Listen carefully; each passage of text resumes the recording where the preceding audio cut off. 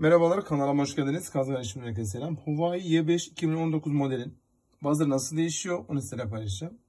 Videolarda müziklerde ses az veya kısık çıkıyorsa buzzer değişmesi gerekiyor.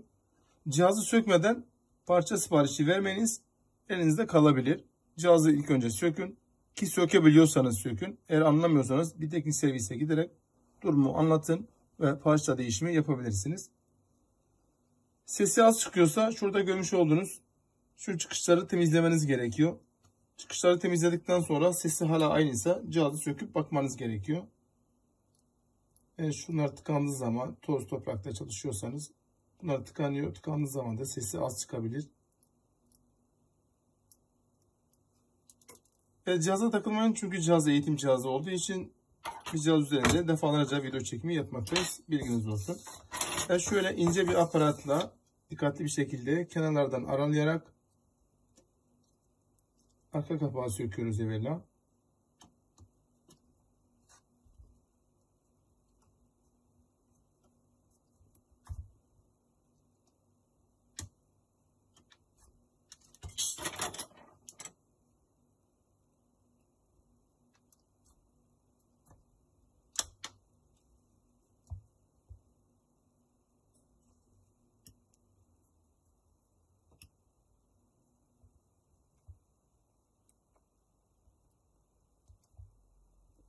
Evet, yavaş yavaş dikkatli bir şekilde arka kapağı aralayarak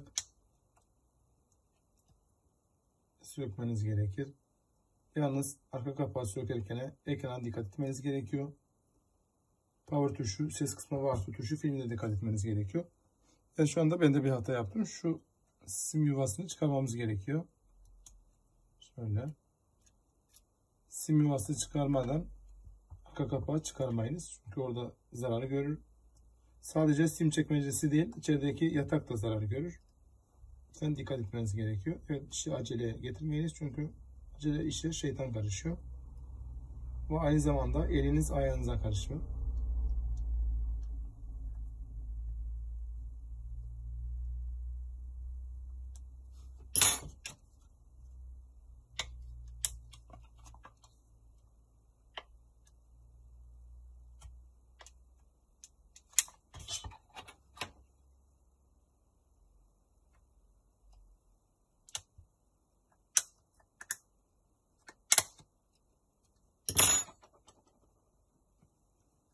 Evet, burada power tuşu, ses kısmı ve artı tuşu, filmi var. Ona dikkat ediyoruz.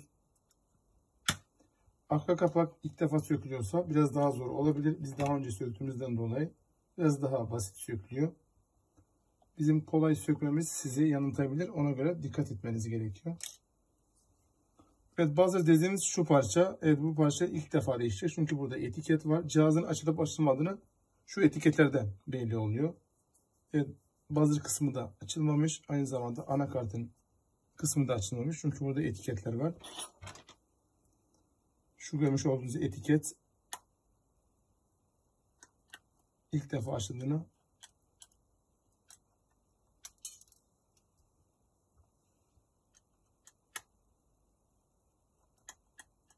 evet, şunları da söküyoruz.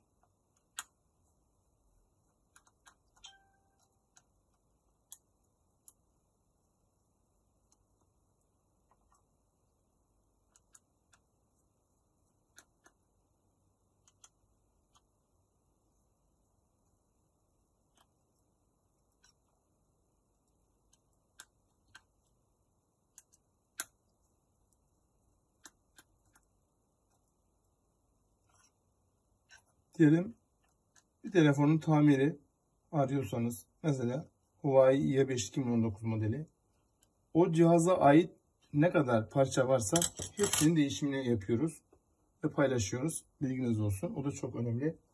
Sadece arka kapak değil, ona ait ne varsa hepsini paylaşıyoruz.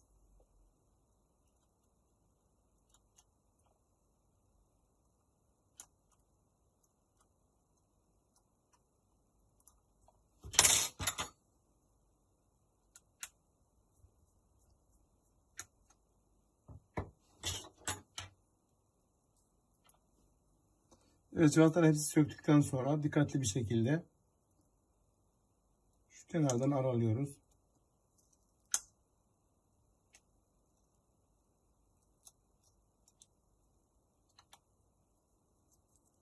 Evet, buzzer dediğimiz parça şu parça. Bu şekilde alıyorsunuz.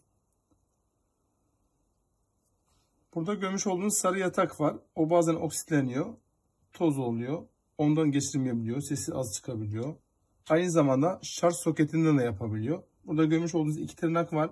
O tırnaktan yapabiliyor. Bilginiz olsun. Bu tırnakları ilk önce kontrol edin. Bazen basık kalıyor veya da kırılıyor ucu. Oksi tutuyor. Bundan da yapabiliyor. Şu ara filmde de yapabilir.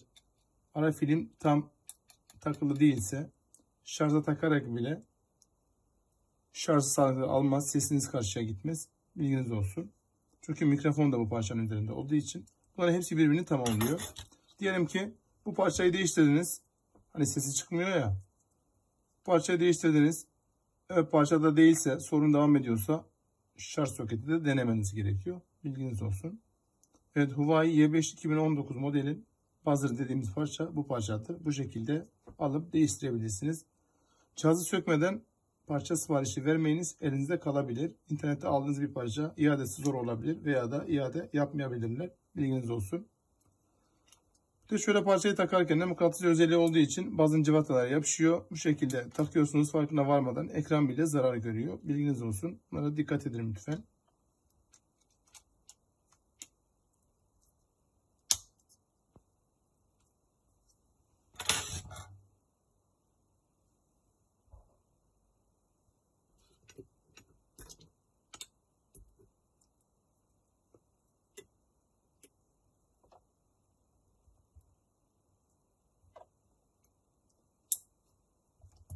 Tornavidaya böyle bir mıknatıs yapıştırın. Cıvataların yapışması için.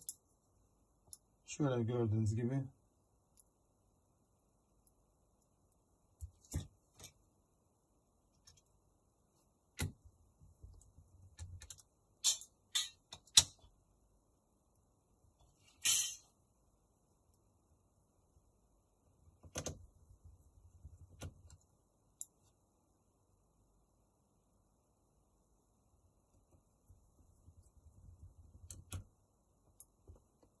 Cıvataları standart hepsi aynı boyda.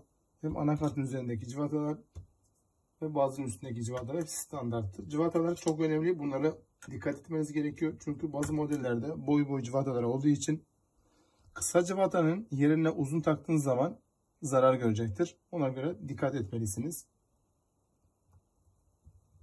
Cihazınızı sökmeden önce bizlere danışarak ya da birilere danışarak öyle bir işlem yaparsanız daha sağlıklı olur.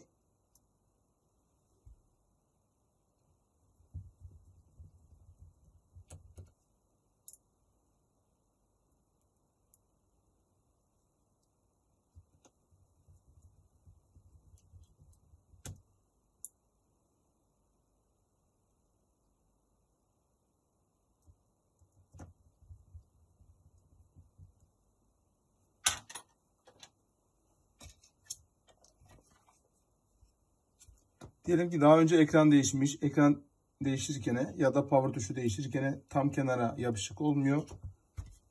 Arka kapağı takarken kenara kısılabiliyor ve parçanız zarar görebilir. Zarar görmemesi için dikkat etmeniz gerekir.